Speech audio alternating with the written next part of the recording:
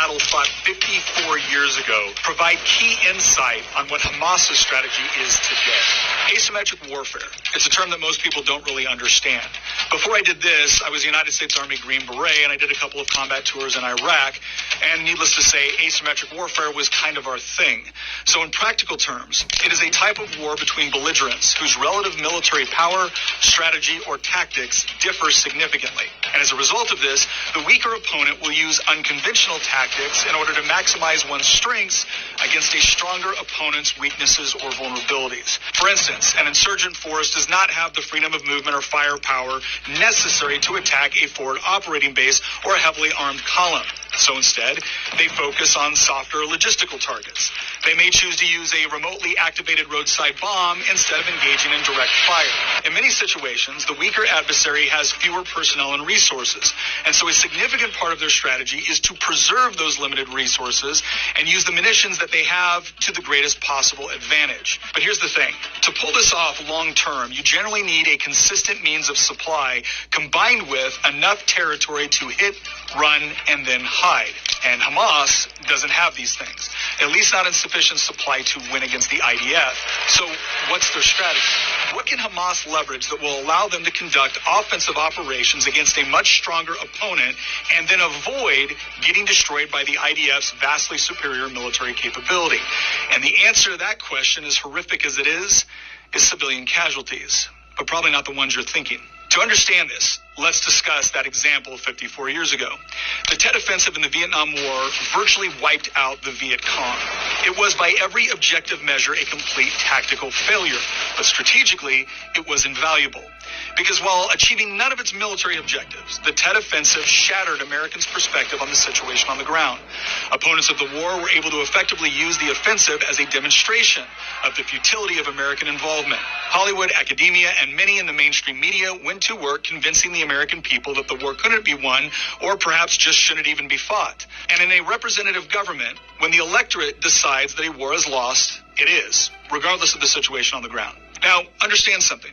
I'm not making an argument for the pros or cons of fighting the Vietnam War. I'm merely illustrating a point about modern asymmetric warfare. The lesson of the Tet Offensive is when fighting the West, you don't defeat their military. You win their electorate. And the way to do that is through the institutions which shape culture in the West, namely Hollywood, the media, and academia. If Hamas had decided to engage in a conventional military attack directed at only legitimate military targets, the IDF would have effectively destroyed their warfighting capability within days, and Hamas knows it. So they engaged an asymmetric strategy.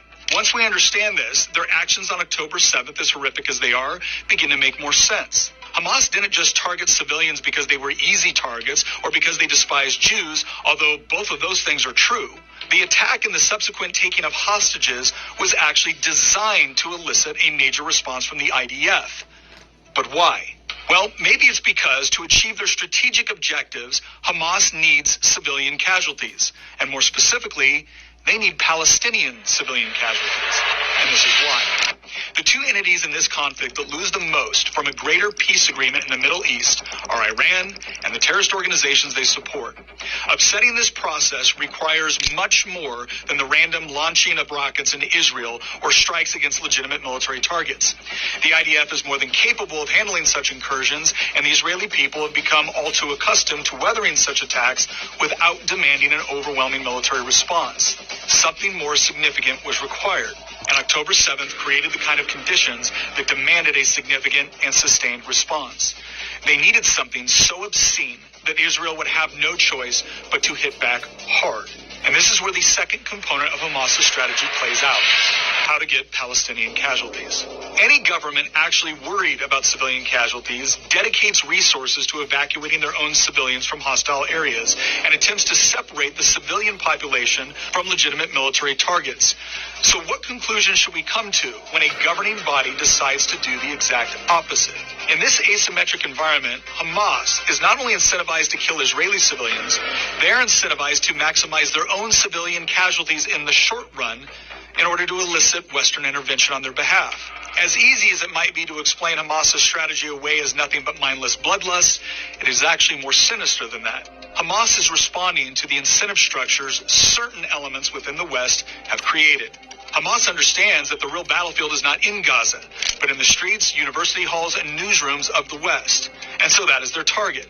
And while a ceasefire seems like a humanitarian response to the tragic death of civilians, leaving Hamas intact as an operational and governing body will ultimately just reinforce that the perverse incentive structure remains the same.